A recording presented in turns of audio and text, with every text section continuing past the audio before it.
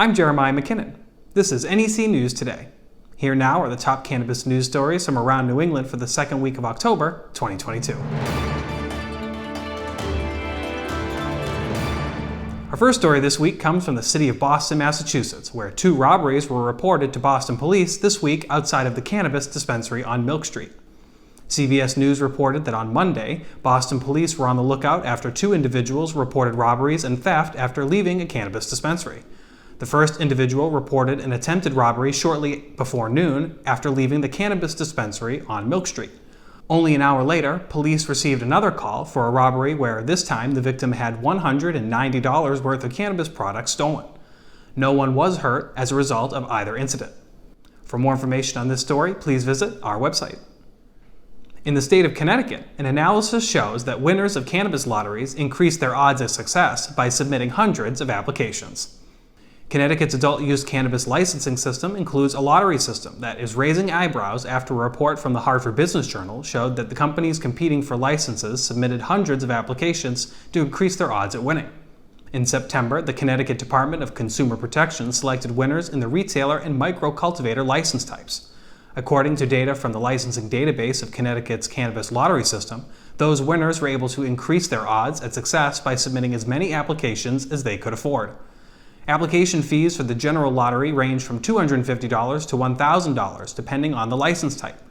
One business, Slap Ash, submitted 901 applications in the general lottery for a retail license, according to the Hartford Business Journal. This came at a cost of more than $450,000 to the company. In the end, the move proved to be worth it, as Slap Ash was chosen as one of the first general lottery winners for adult-use cannabis retail. Some entrepreneurs and advocates are disappointed that Connecticut law did not cap the number of applications an entity could submit.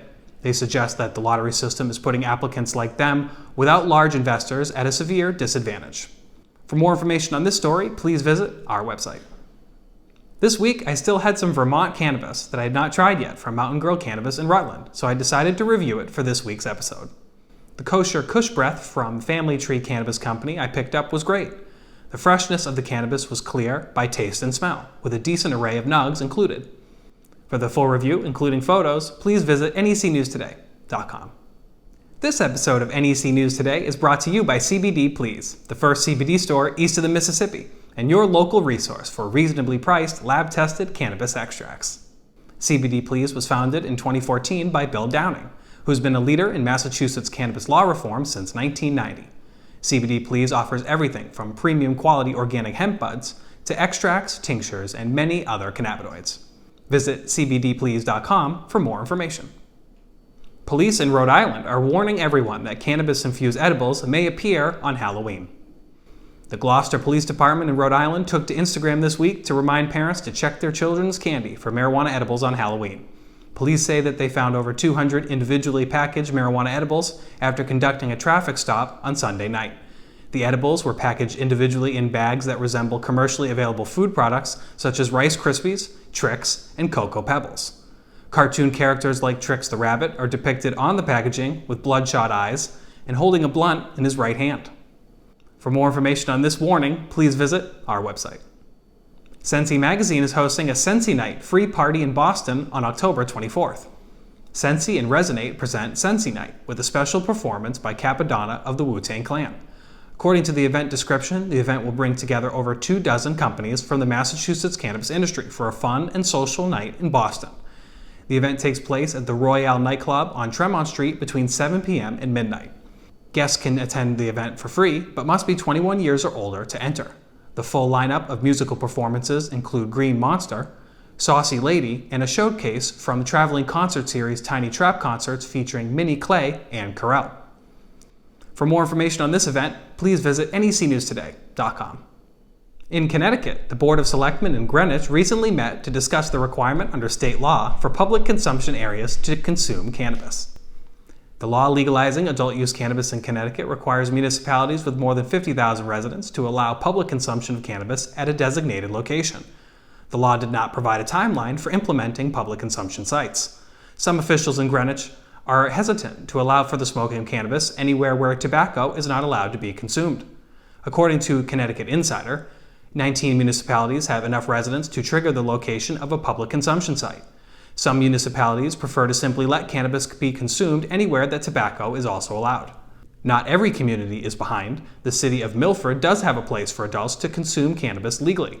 The spot, in plain sight of vehicles driving on Route 1 South, is marked by a sign that reads "Permitted Cannabis Consumption Area. Please stay within 15 feet of the sign." Cannabis use is permitted in that area, but when outside of that sanctioned spot, cannabis use can result in a $50 fine. If any of our viewers want to meet up at the consumption site in Milford, Connecticut on the side of the highway to consume your cannabis, please comment down below. Vermont's 4th adult-use cannabis dispensary is opening its doors on October 14th in Burlington. A new cannabis dispensary in Vermont has announced their grand opening date 2 weeks after adult-use cannabis sales started in the Green Mountain State. The Green State Dispensary is located at 699 Pine Street in Burlington, which is also the site of Green State Gardener, a cannabis grow supply store run by the same family. Green State plans to feature products from quality craft growers and manufacturers throughout Vermont. The grand opening date is October 14th, with the doors opening to the public at 10 a.m. Green State Dispensary is the 4th recreational cannabis dispensary to open in the state of Vermont. For more information on this grand opening, please visit necnewstoday.com. In Massachusetts, officials are calling for people to apply for a newly formed Cannabis Social Equity Advisory Board. The Cannabis Equity Advisory Board was created by the legislature to consult with the Executive Office of Housing and Economic Development on the administration of the Cannabis Social Equity Trust Fund. The fund was designed to provide grants and loans to equity entrepreneurs, such as certified economic empowerment priority applicants and social equity program participants, to start cannabis businesses. The Equity Advisory Board consists of 5 individuals that will each serve a 5-year term. The Governor, Attorney General, and Treasurer each get to appoint 1 member on their own. The remaining 2 members may be appointed by a majority vote of the Governor, Attorney General, and Treasurer. Interested parties are asked to send a letter of interest and a resume by November 1st, 2022.